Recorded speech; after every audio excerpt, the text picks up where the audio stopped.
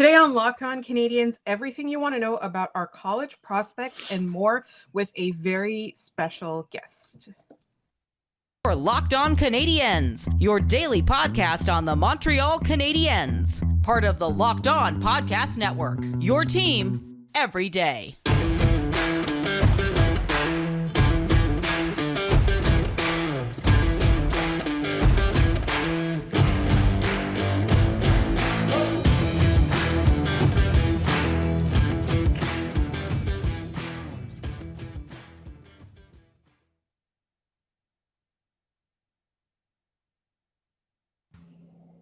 Hey there, everyone, and welcome to episode 579 of Locked On Canadiens. Thank you for making us your first listen of the day. My name is Laura Sab, also known as The Active Stick, and I'm one of your hosts. And I'm joined, as always, by Scott Matla of Habs Eyes on the Prize. And we have a special guest from Locked On Flyers, also a prospect expert and a hockey writer who's written many, many books. And somebody we're a big fan of on this podcast, Russ Cohen. Russ, how are you today? Doing good. Thanks, Laura. Thanks, Scott. Now we're going to talk about like bagels and food, right? We're not really talking about prospects, are we? Well, I mean, that's an area I'm an expert in, so. I know. I've seen you. I do eat love bagels and food. I've seen Scott eat at the combine. Believe me. When the So- food's free. It's going to be fun because we're excited because the draft is in Montreal, and I do believe we will have lots of conversations about bagels and food as it comes up. So what we wanted to do today, and I just want to note for everybody, we are recording this on Tuesday night. So for those of you on YouTube, that is why Scott and I are wearing the same outfits as we were on our last episode. But also just so that you know, because we're going to drop this episode on Thursday morning because on Wednesday we have a conflict. So like some signings may have happened in the meantime. There might be some news. So if anything big happens, we'll drop a shorter episode on that. We wanted to spend all of this episode talking to Russ about, first of all, Habs prospects in the system who are in the NCAA. We've also got a couple of notes of non-college prospects that Russ has compiled for us. That's going to be later in the episode. We want to talk about undrafted free agents, but I think what everybody wants to know is who is Ty, he goes by Ty Smilanic, and what does he bring to the table? And we thought, well, who better to ask than Russ? Yeah, appreciate it. Yeah, I interviewed him pre-draft and just saw him at World Junior Camp where he did look bigger, faster, stronger, which is good. He's a kid that could play center, could play left wing. Probably will play center in college, and then you'll see what happens when he gets out. I looked up his face-off percentage right now is about 41%, but, he's 20 years old, so going up against some older guys, that may get better. He does have really good speed, this guy, and he's a gamer. In the All-American Prospects game, I want to say he broke a finger in practice, and then they had a media session, and I interviewed him, and I'm like, hey, wait, I see a cast there. Are you playing with a broken something? He goes, yeah, doctor said, do whatever you want. You can't really hurt it anymore. So I'm playing. And, but it just shows that he's a gamer, and because this was a game that he knew he had wanted to play in. It's like an all-star game, and he knew there would be a lot of scouts there. And I felt like, hey, that's great that he, and it was on his shooting stick hand that guides the stick, and he still made some really good plays in that game. He's a high skill guy. He's fast. People will find reasons not to like him. I think there's way more reasons to like him. So I think he could be second, third line in the NHL. Most likely third, but I think second's possible because of the speed. And if he does get more strength, then that's something where he could be a very dangerous package, but he does have a goal scorer's touch too. I look at his profile, like I read the one on Elite Prospects, and I've read what's around the internet and such, and I think yes, he's a center now, and you said that he could play wing in the NHL. Do you think with that speed and his finesse kind of game that potentially, even if he is a very good center at the NCAA level, going to the next level, being a wing might be that way to unlock that next step to his game once he leaves Quinnipiac, whenever that is? Yeah, it could be, because like we know now, there's a lot of guys. As an example, like Cutter Gauthier in this draft, he's a left wing, but he's been playing a ton of center, and they've been switching him back and forth for like 2 years now with the program. And again, the way the rules are in the game now, if there are face-offs on your side of the ice. So if you're a left wing and there's a face-off there, sometimes those guys are taking it now over the centers.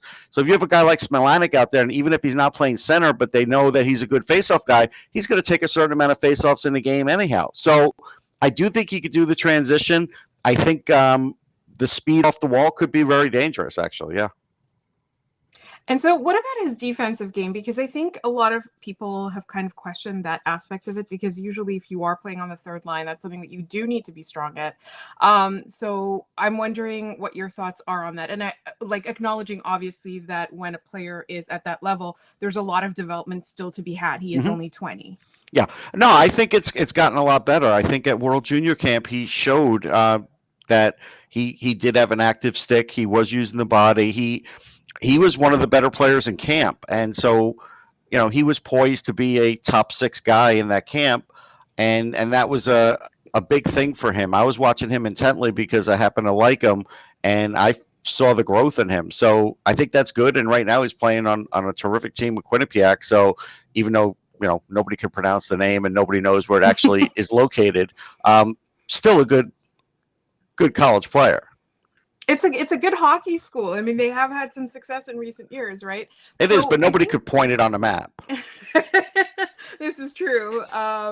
So I guess my final question for you is that the Canadiens as a whole, they seem to be trying to move to a faster, like a two-way game, but clearly a skilled offensive game. So do you think that potentially if he does attain his ceiling, he could fit in a lineup like that in, let's say, a few years? Oh yeah. That's definitely, his jam. So he would fit in that very well. And I think that for that vision, he's perfect for that.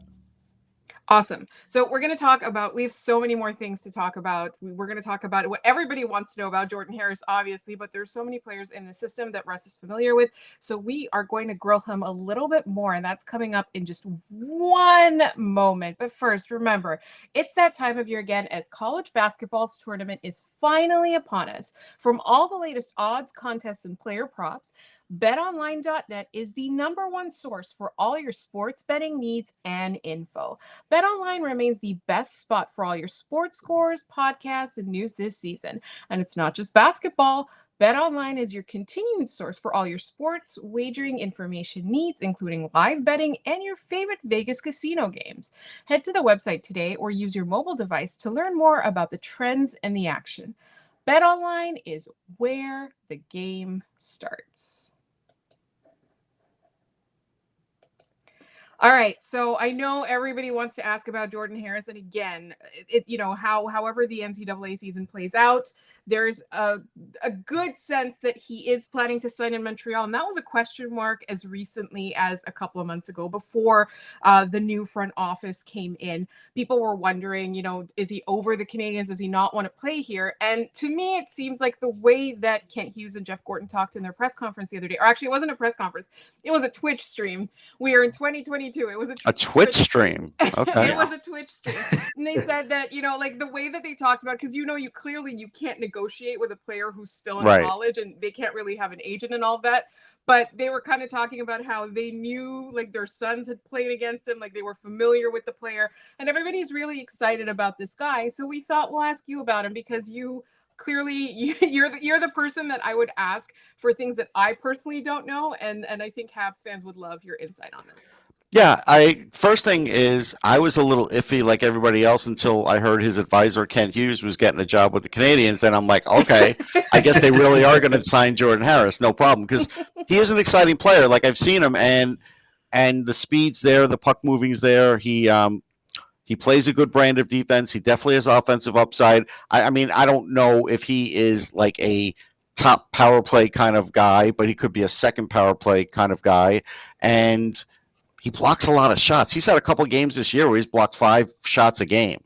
So this guy will do anything it takes to win, and he's got a great attitude. He's a really good athlete. Like, he's a package that you definitely did not want to lose him as an organization, and they're not gonna. So I think, once they're done, that's the #1 guy on their list. Like, there's no question. You got to get him signed, and get him signed now.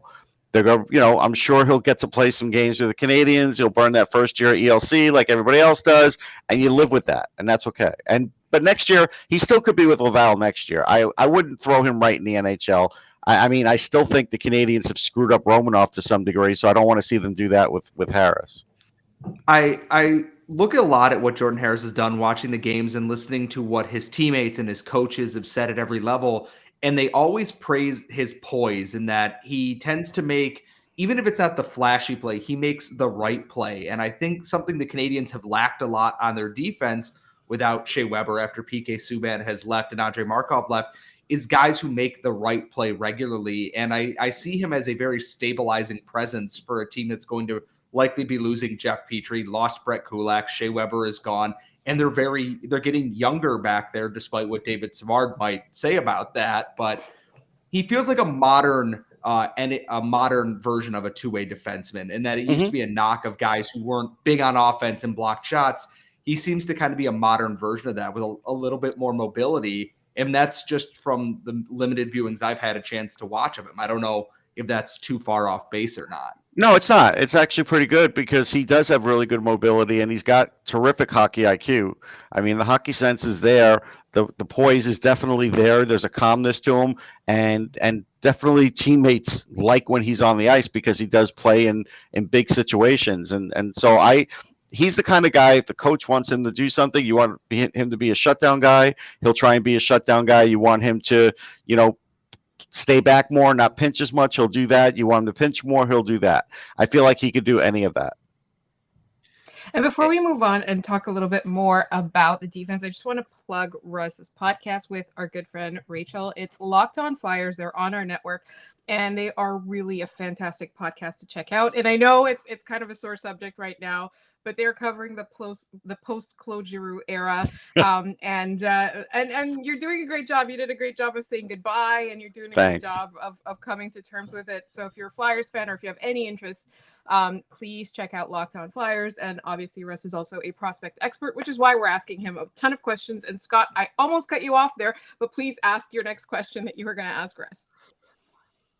I was going to say, we have Jordan Harris, who is this polished hockey IQ player, and then his teammate and also Canadiens draft pick, who I absentmindedly forgot when I was naming prospects, is Jayden Struble, someone who's a physical specimen. And I don't think anyone would doubt that, but lacks some of that same polish. And I'm wondering, I don't think he's signing at any point this offseason. I would be shocked if that's the case. But how far away from is he from being in at least professional ready prospect right now? Because he seems to have kind of a down year right now compared to where he was last year. But you see the promise of why the Canadiens looked at him and drafted him where they did. Yeah, I think for the NHL, you're talking probably 3 years. He is a physical specimen. Actually, the last time I saw you at the Combine, he was one of the best long jump guys. And that usually says that, hey, if a guy has that kind of core, he's got pretty good speed, which he does. He is a good puck mover. He is a terrific athlete. He is a guy that's got some offense. I don't think you're going to be looking for a lot of offense out of him, but I do think the athleticism's there. The physicality, I think, could be a little better, and I think that's something that will come. I think the defense is good, and I think when Harris is not there, he'll get more responsibility and everything, and that's what you want him to do, is get a year of that and at least a year in Laval and then see where he's at. But, not what Harris is, of course, but still pretty good. I'm excited to see them. Actually, I see them both. And we talk a lot about how it takes some defensemen a little bit longer to develop. Yes. There's a guy who wanted to stick around in his college career, even though the Canadiens might have signed him earlier.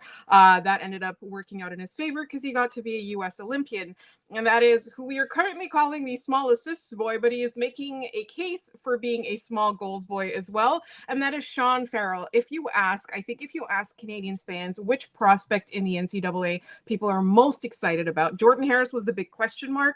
The one that they're most excited to see is Sean Farrell. So I just want to ask you just your preliminary thoughts. He seems like a highly skilled, speedy little guy, and we've got some of those on the team. I think he'll fit in perfectly well. Yeah, and what's interesting about Farrell is he was always on the radar. So I'd seen him in a couple of All-American games. I'd seen him in like the USHL Fall Classic. And then, his season got canceled. So he went back to the USHL. And I actually spoke to another NHL executive about that recently, about players doing that. And that's something now where maybe 10 years ago, if you said, oh God, this guy played 2 or 3 years in the USHL, he can't be anything. But this was good for him. And I do think it gave him even an extra confidence boost. I think the Olympics was good, but he was already having a great year. He's terrific at gaining the offensive zone, probably one of the best prospects I've seen do that. He's got these great speed bursts. He's smart. I think his defense has come along. I think he's gotten stronger, but he definitely still needs to kind of work on the body a little bit. But I just felt like he was undervalued and has been undervalued in the minds of just, hockey writers out there and such because of his size. And I think there'll be a time for him. And I do think when he's ready, he can be one of those guys that really can make some things happen offensively on the ice. I'm curious about his hockey sense. That's something, it seems like a buzzword all that we talk about all the time, but something that we've noted with some of the smaller guys on this team, like Nick Suzuki, for example, or Cole Caulfield, that they have kind of developed a way of understanding where to be at what time, right? Yeah. And I think that's something that not every NHL player naturally has, and in a lot of them, it takes a long time to learn that, or sometimes it just never happens, and they kind of get phased out of the NHL. Whereas with Sean Farrell, I truly cannot tell you, I don't understand how his game works, just because I don't know the player all that well. So I'm curious as to what your thoughts are on that and how he's developing on that front. Yeah, so just to kind of steer him away from Caulfield and Suzuki, those guys are next level when it comes to young guys with great hockey sense. But he has good hockey sense too, because the way he does gain the offensive zone with confidence is part of that. The way he passes very accurately is part of that. And he really doesn't make a ton of mistakes out there, and he does make a lot of rushes with the puck. So he is very confident and very smart out there. And I do think that's been building. So I don't think that's going to be a big problem in the NHL. It's always tough at the beginning. Don't get me wrong. You could be the smartest hockey player. You come up and there's always an adjustment. You saw it with Caulfield, and he had bad coaching too. But beside that, you see that he still had to make an adjustment regardless. And he did. And he's made that adjustment now, and he's better for it. Yeah, there's a lot of players, talented or not. Sorry, Scott, we'll just get back to that in 1 second. That you see them make the NHL, and then all of a sudden they're playing. They used to be the best on their team, or the best or the most touted, and then they show up and they're playing against people who have 5, 10, 15 years of experience, with coaches who have that kind of experience, who have made those reads, as Marty likes to call it. So I think it's not uncommon, and I find that sometimes with some prospects, they can, you can develop them as much as possible in a non-NHL league. There's always going to be that adjustment period once they make the NHL. It's never going to be smooth. No. And to kind of bounce off what Laura was saying there, I wrote his draft profile for Eyes on the Prize, and he was someone I really liked, and then they got him as late as they did, and it was a steal. And the question was, okay, can he make the transition from the USHL, where he spent an extra year because COVID wiped out his freshman year at Harvard, to the NHL? And I look at this and I go, well, he was over a point per game at Harvard this year. He had a real strong season. He's over a point a game at the Olympics, admittedly a very small sample size. He looks more and more like someone that is like, okay, you're going to keep saying, can you make this adjustment? And so far the answer is yes, across the board. And I know the jump from college to the professional level is another step, but he seems to have the sense and the skill set that he's going to make it work. Even if he has some bumps in the road, he's going to get that figured out. He doesn't seem like the kind that gets, if he stays in a slump, it isn't for very long, at least for Sean Farrell anyways. Right. I mean, look, if you could play for Ted Donato, you've got to be able to play in your own end and play smart. And Ted was like that kind of player. And so that's what he preaches to his guys. He's done a great job with a lot of guys that have made it to the NHL. His own son, was kicking around for a while, and now he's doing pretty good too. So I think that same thing will happen for Farrell, but Farrell's got better speed than a lot of the guys that have come through the Harvard program. And so that's going to give him a little leg up. But again, I think you want him to even stay in Harvard another year. I want him to kind of get better in his own end. I still would like him to get stronger. But he's almost there. And then you put him in Laval. I wouldn't put him in Montreal right away. And look, if he's ripping up Laval half season, fine. If he needs a whole season, that's fine too. I mean, the one thing Montreal had done the last few years is a lot of guys were skipping steps, and fans and some guys were completely ruined, and they almost ruined Kotkaniemi, but luckily he's starting to figure it out. And that's, you don't want that to happen to too many guys, only because you need these guys eventually, or you can't build a team in the NHL. And speaking of building a team in the NHL, there are some Habs prospects not in the NCAA that I think Scott and Russ will have a great conversation about this. And that's coming up in just one moment. We're talking to Russ Cohen of Locked On Flyers, a longtime hockey writer and prospect expert. And we are going to talk in this final segment. We're going to talk a little bit about undrafted NCAA free agents that Russ is looking at. But first, we've got a couple of prospects that I would say, Scott, you kind of have more of an expertise on these guys. So I'll let you take it away to talk about a couple of guys that haven't yet come up in this conversation. I'm not going to call myself an expert on OHL prospects or anything. I have watched him more often than not, because the OHL, I watch it during the intermissions of the NHL games or during the AHL games. I'm covering that. But Jan Mysak is one of those guys that, a lot like Sean Farrell, fell down draft boards into Montreal's lap, and they were able to get him when he had some people projected as first-round talent and skills. I did. And unfortunately, yeah. And there we go. I'm talking to the guy who thinks he has, and I agree with that. It's easy to get excited about a player like this who played very well in the Czech League, came over and played in the OHL and played well, and then had his season wiped out by COVID, where he went to the AHL, and the adjustment was tough. But he was 18 years old playing in a league against men in that's a big step up. And a lot of people were wondering, how is he going to bounce back? And this year, over a point per game on the Hamilton Bulldogs, and he's on a very good Hamilton Bulldogs team. And, playing with Mason McTavish is not the worst thing in the world, but no. Jan Mysak, before McTavish got there, was the guy. He doesn't have to be the guy now, but he's still a really damn good prospect that I think some people sleep on a little bit. Yeah, I interviewed him for EP Rinkside a few months ago before the World Juniors, and he was really very confident. I always loved his goal scoring ability, but he also really prides himself in being hard to play against, and I think that's starting to come out in him. I think he's confident. I love the fact that he's willing to be a leader. Like on Hamilton, he's definitely a leader. And I think those things are good. His skating is terrific, and really he does make players better. I think he really does help his teammates, and he's not just one of those guys that's sort of like I don't know, Phil Kessel, sort of a black hole. Like you get him the puck and it's just going on the net, you never get it back. He's not really like that. And so I think Mysak has that sniper ability, and so far it has still carried through. So he could be one of those guys that when he gets up with the Canadiens, that he does become one of their better goal scorers. Now you have Caulfield, but you can't have too many guys that he does it a little differently. Like Caulfield's got the one shot that he'll do at a million different angles, but Mysak can do it a few different ways.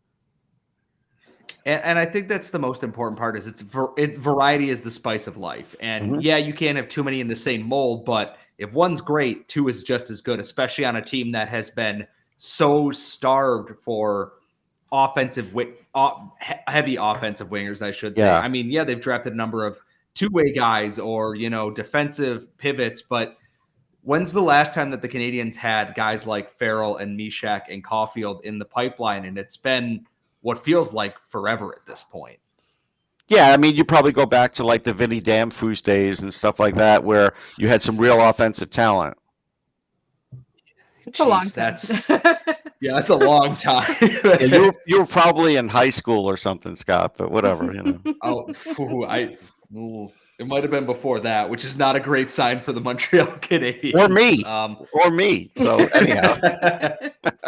I suppose the one other person I wanted to touch on before we moved into the undrafted free agents is we talked. I know this is not outside the NCAA, but someone who came on real strong was Blake Biondi this year, and that he was a superstar in the high school ranks in Minnesota.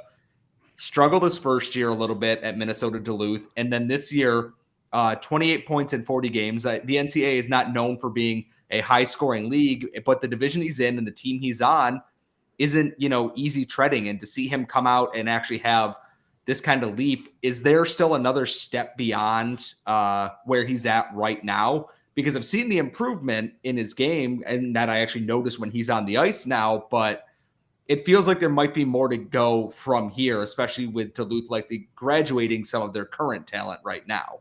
Yeah, I think there is another level. Like, it's funny. I try not to get too wrapped up into the high school players because it is so hard for a high school player to make it to the NHL. It's not like other leagues where, like an NBA high schooler, it's a lot easier.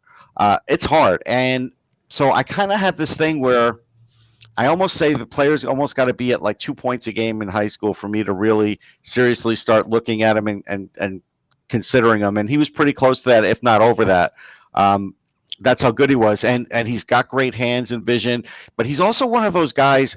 And this is when I realized he's really talented. Like, he's one of those guys, if you pass the puck to him in his skates, you give him a bad pass, he gets it right out like it's not even a problem and can keep the play going. And that's not an easy thing to do. I know in media games I would fall on my ass. I can't do that at all.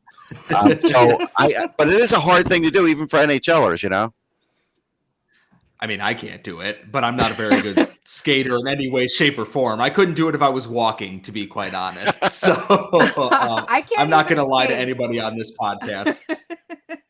All right. Real quick, before we get into undrafted college free agents, you said you had some mixed notes on Luke Tuch, and I'm curious as to why.